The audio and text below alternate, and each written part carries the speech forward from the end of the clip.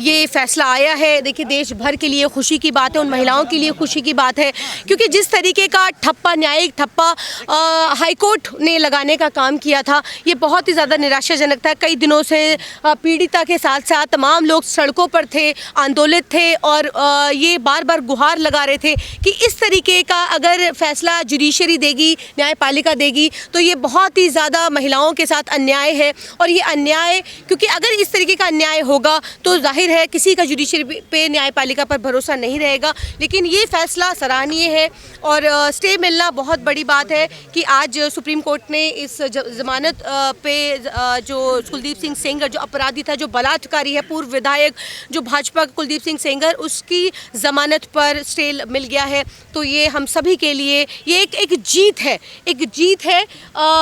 लेकिन ये मैं फिर से कहूँगी कि ये जीत हम ज़रूर है। सीबीआई ने अपना पक्ष रखा और दूसरा ये कि जिस तरीके से ज़मानत पर स्टे मिलना था, क्योंकि स्टे की ही उम्मीद पे गए थे कि स्टे होना चाहिए। देखिए आज मैं कहूँगी कि एक वकील अधिवक्ता होने के तौर पर मैं कहूँगी कि पूर्णतः जो है फांसी हो जाए। वो देखिए वो सुप्रीम कोर्ट में इस आधार पर भी हम नहीं आए थे, लेकिन हाँ, फांसी होनी चाहिए। ऐसे बड़े केसेस के अंदर फांसी होनी चाहिए कि कुलदीप सिंह सेंगर, चिन्मय आनंद, जो राम रहीम आसाराम जैसे लोग हैं, प्रज्वल रेवन्ना जैसे लोग हैं जो कि छूट जाते हैं, निकल जाते हैं। ऐसे लोग जो बलात्कार करके सत्ता का संरक्षण प्राप्त करके एक तरीके से सुप्रीम कोर्ट नजीर पेश किया है, बाकायदा कमेंट किया है और कमेंट करते हुए कहा कि हम आमतौर पर नहीं जमानत रद्द करते, लेकिन यहाँ पर जो हम स्टे लगा रहे हैं। नहीं, मैं वही कह रही हूँ कि सुप्रीम कोर्ट की तरफ से जो फैसला आया है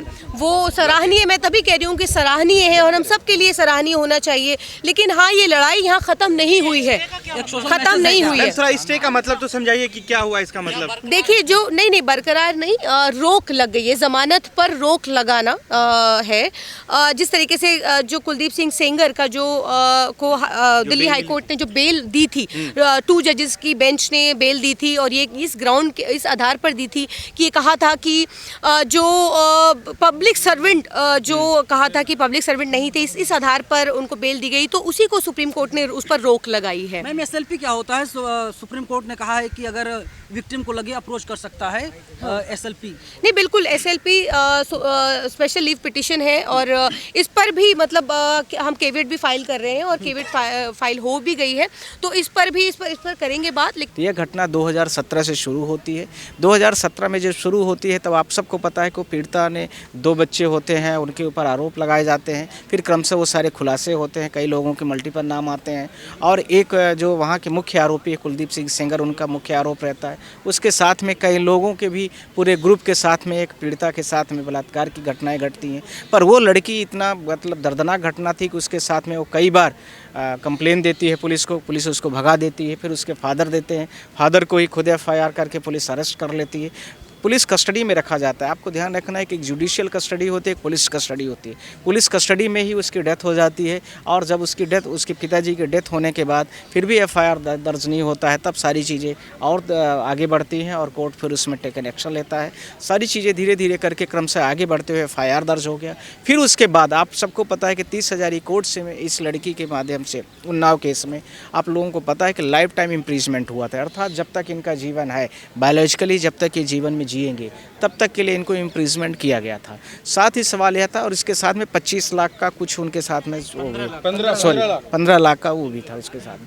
साथ ही साथ में आपको यह भी जानना है कि अब हाई कोर्ट ने इन सारी चीज़ों के डिफिनेशन को बदल करके उनके स्टे ऑर्डर, उनका जो 7 साल का लगभग मान लिया है कि 7 साल उन्होंने सज़ा को लगभग काट लिया है, तो इसलिए कोर्ट ने इस आधार पर उनको डिफिनीशन में माना है कि आधा तो इन्होंने सज़ा लगभग कर लिया, इसके आधार पर सेंटेंस को इसको स्टे ऑर्डर कर दिया। सुप्रीम कोर्ट ने इसको तत्कालिक रूप से रोक लगा दिया है और इसके साथ में यह भी बोला है कि अब अपील जो विक्टिम सुप्रीम कोर्ट में आए, अपनी पिटीशन फाइल करे। कुलदीप सिंह सेंगर के तरफ से जो एक्यूज्ड है उनके तरफ से भी बहुत सारे वकील आए थे, पर उनकी भी बातें इधर उधर को घुमा करके ही थी। पर मुझे लगता है कि कोर्ट आज जिस तरह से पीड़िता के फेवर में न्याय दिया है वो मुझे लगता है कि पूरे भारत देश के लिए क्या सर जो हाई कोर्ट ने ग्राउंड बनाया था वो गलत साबित कर दे सुप्रीम कोर्ट ने? नहीं, देखिए कोई भी मैटर का यदि स्टे ऑर्डर हो रहा है तो तात्कालिक जब तक ये मैटर यहाँ पर पेंडिंग रहेगा, क्योंकि अब सुप्रीम कोर्ट में मैटर आ चुका है, तब तक जब तक की सुनवाई होती है तब तक के लिए मैटर को स्टे ऑर्डर कर दिया जाएगा और इसके बाद की जो भी चीज़ें होंगी वो आगे बढ़ेंगी और इसके साथ आगे चलता रहेगा। इसके साथ में यह भी है कि तात्कालिक रूप से जो कुलदीप सिंह सेंगर को वहाँ से दिल्ली हाई कोर्ट से रिलीफ मिली थी वो सारी रिलीफ ख़त्म हो गई। साथ ही साथ में यह भी कहना चाहता हूँ मैं आप एक लोगों बड़ा से, झटका माना जाए कुलदीप सेंगर को। 100% इसमें कहीं कोई शक ही नहीं है, कुछ समय के लिए। कुछ समय के लिए, करेक्ट। पर यह है कि जब फाइनल ऑर्डर आएगा वो फाइनल ऑर्डर में सब चीज़ें डिसाइड की जाएंगी। पर यह बहुत जघन्य, बहुत रेयर और रेयरेस्ट कंडीशन का केस है भारत देश के लिए। मुझे लगता है कि इसमें जल्दी सुप्रीम कोर्ट इसमें बदलने वाली नहीं है। फाइनल ऑर्डर में वो बाहर भी आ सकता है, जमानत मिल भी सकता है सुप्रीम कोर्ट से। देखिए अभी हाँ, इन फ्यूचर में तो चीज़ें बहुत कुछ हो सकती हैं और ये सारी चीज़ों को लेकर के कोर्ट ने ये बोला भी है कि आप लोग पहले अपील फाइल करिए, फिर हम पीड़िता पक्ष को भी सुनेंगे, उसके बाद घटनाओं के बारे में, क्योंकि सीबीआई आई थी, सीबीआई जो है वो इंक्वायरिंग पार्ट था उस पूरे केस का, तो इंक्वायरिंग पार्ट में वो अपना ऑब्जेक्शन फाइल कर रही है, उसके आगे उसके पास कुछ था नहीं। इस चीज़ को ध्यान रखने की ज़रूरत है आप सबको। सीबीआई का मामला है, ये सीबीआई ने किया था, बाकी जितने भी लोग आए थे वो सारे के सारे लोग उसमें इंटरवीनियन थे और इसके साथ में कैविएटर थे और इसके साथ में और भी लोग आए थे। उनका मतलब सरकार की तरफ से है ना ये सब? सीबीआई इंक्वायरी जो कराई गई थी वो कोर्ट के माध्यम और सरकार के माध्यम का प्रेजेंटेशन था, पर इतना ज़्यादा मीडिया और न्यूज़ चैनल वालों ने उस चीज़ को इतना हाईलाइट किया था, मुझे लगा कि सरकार ने अपने एक बेहतर रास्ते को अप्लाई करते हुए इस चीज़ को कोशिश की। ऐसा आप लोगों की तरफ से ये कह सकते हैं कि आप लोगों ने काफ़ी बड़ा मीडिया ने और उसके साथ में जो पीड़िता के साथ में एक लेडीज़ थी उनको भी मैं नमन करता हूं कि उन्होंने बड़ा सहयोग किया आप सबके साथ में। और जिस तरीके से पूरा प्रयास किया गया कि भारत देश में महिलाएं हैं, भारत देश में उनका 50% के आसपास में जो पॉपुलेशन है, प्रेजेंटेशन है वो पूरे भारत देश में दिखा है। दूसरी तरफ क्या दलील दी गई थी?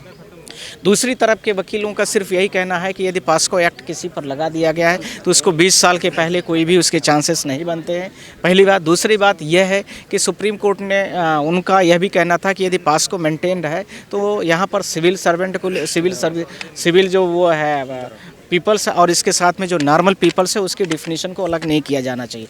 कोर्ट में जो सॉलिसिटर थे उन्होंने बोला कि देखिए ऐसा है, ये हम लोग यहाँ पर अभी सिविल के बारे में क्लैरिफाइड कर रहे हैं, न कि क्रिमिनल के बारे में। क्रिमिनल यदि कोई भी चीज़ प्रोसिक्यूट हो रहा है, चाहे प्रधानमंत्री हो चाहे एक सामान्य व्यक्ति हो, सबके लिए एक ही घटनाएँ घटती हैं, सबके लिए एक ही नियम होगा। सवाल यह है कि पास्को की डिफिनीशन को वो इधर उधर कर रहे थे, पर पास्को की डिफिनीशन को लेकर के जो सेक्शंस उसमें दिए गए हैं, खासकर उसमें जो 120B और इसके साथ में 376B वगैरह जो सेक्शंस लगाए गए थे, उन सारे सेक्शनों पर भी और इसके साथ में और भी जो सेक्शंस थे पास्को के भी विभिन्न सेक्शंस, उन सारे 3/4 वो सारी चीज़ों को लेकर के, परिभाषा को लेकर के कोर्ट ने सारी चीज़ों को पूछा। पर मुझे लगता है कि वहाँ पर थोड़ा सा जवाब नहीं था। इस जवाब को लेकर के भी कोर्ट ने बोला है कि तब तक के लिए हम अभी स्टे ऑर्डर फॉलो कर रहे हैं और आप नेक्स्ट में अपील फाइल करिए। आप सब लोग अपनी अपनी अपील फाइल करने के बाद ये सारी चीज़ें आगे बढ़ेंगी और इसको करेंगे। देखिए भारत देश में जिस तरीके से भारत देश में महिलाओं की संख्या लगभग पूरे देश में आधी है और उतने ही पुरुष है। 140 करोड़ की जो पूरे देश की आबादी भारत के टेरिटरीज में, उसमें एक फेडरल स्ट्रक्चर है। यदि कहीं भी कोई भी पीड़िता के साथ में किसी भी प्रकार के अन्याय होता है तो भारत देश में बेसिक कोर्ट से स्टार्ट करके आप सीधा क्रमशः सुप्रीम कोर्ट आ जाते हैं। इस मैटर में आप सबको पता है कि पहले 30 हज़ारी कोर्ट में ट्रायल हुआ, उसके बाद एक क्रमशः हाई कोर्ट गया, हाई कोर्ट से सुप्रीम कोर्ट आ गया है। तो सुप्रीम कोर्ट में जिस प्रकार से आज इन चीज़ों को स्टे ऑर्डर लिया है, उसमें दो चीज़ों को लेकर के पूरे कोर्ट पर इश्यूज़ था। पहले तो एक सिविल सर्वेंट को लेकर, सिविल सर्विसेज वाला, और दूसरा एक जो सोशल वेलफेयर, सोशल वर्कर है। ये सोशल वर्कर वाली जो डेफिनेशन है, इसको लेकर के कोर्ट के भी नज़र में दो रास्ते थे। एक रास्ता ये कि जो इलेक्टेड पर्सन है, एक नॉन इलेक्टेड पर्सन है। इलेक्टेड पर्सन का मतलब जैसे कोई एमएलएज और एमपीज होते हैं, और नॉन इलेक्टेड पर्सन का मतलब ये हो गया कि जो भारत देश में उस प्रकार के लोग जैसे कोई भी गवर्नमेंट जॉब में है और वो भी सर्वेंट के उसमें आते हैं। इस परिभाषा को देखते हुए कोर्ट ने अभी तात्कालिक रूप से जो सारी चीज़ें चल रही थी, सीबीआई की तरफ से यह केस जो सुप्रीम कोर्ट में पहुंचा हुआ था, सीबीआई को प्रेजेंट करने वाले जो एसजी थे, सॉलिसिटर जनरल, उन्होंने इस कोर्ट में तुरंत ही स्टे ऑर्डर्स मांगने के लिए कोशिश किया था और सुप्रीम कोर्ट ने उनकी सारी बातों को रिलाय भी किया।